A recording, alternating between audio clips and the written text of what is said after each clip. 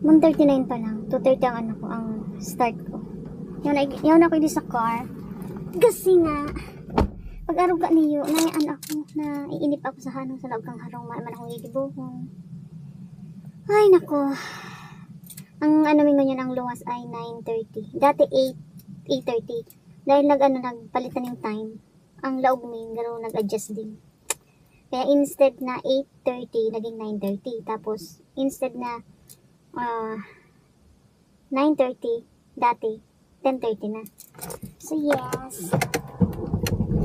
Pwede mo na ako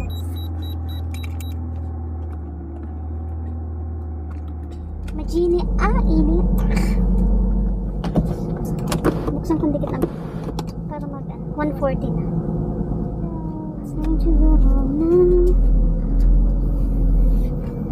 So it's Sunday, busy day. Friday, Saturday, Sunday, yan mga busy. Falling na. Nagka-fall na ang mga dahon.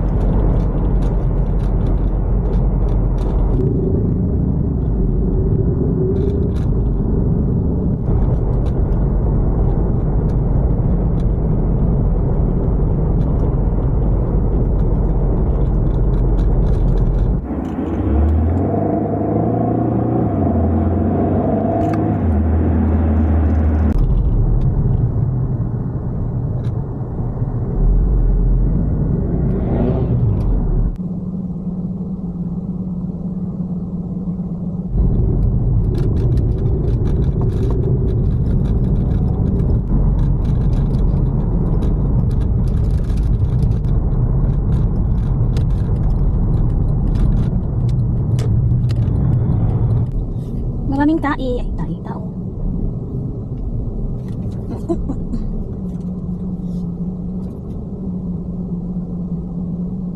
1:50. Ilang minutes lang ako nag-drive. So 1:50 PM na.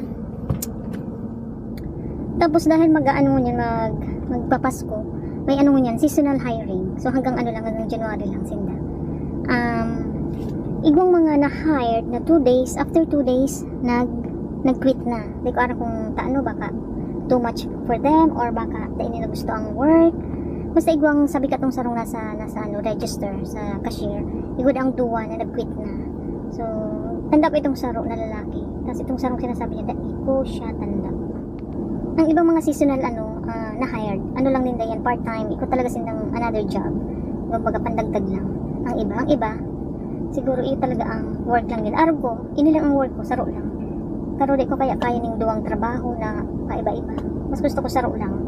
Para hindi mas masakit kaya pag lalo kung ang distansya nga niya. Kunyari 80 ka, tapos ang distansya nga saro mong job.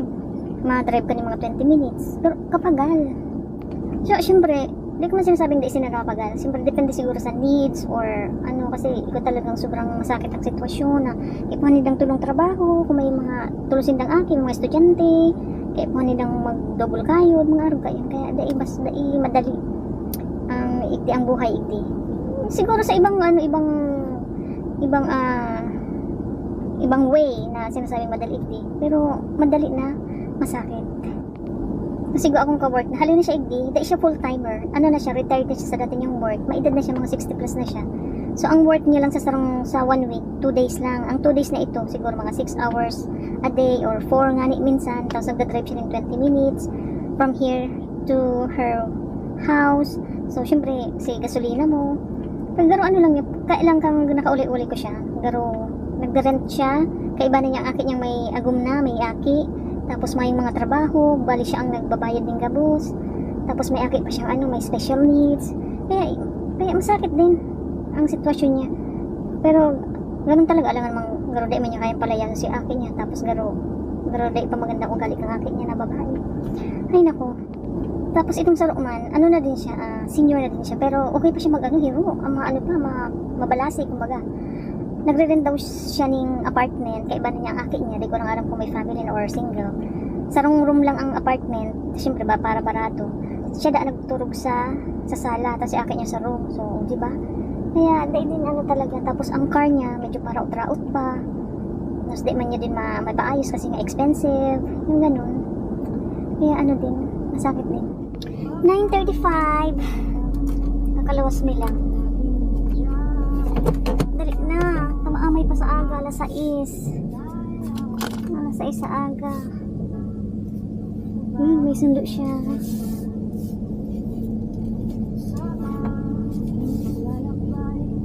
May sundo siyang boyfriend. Pwedeng tugang.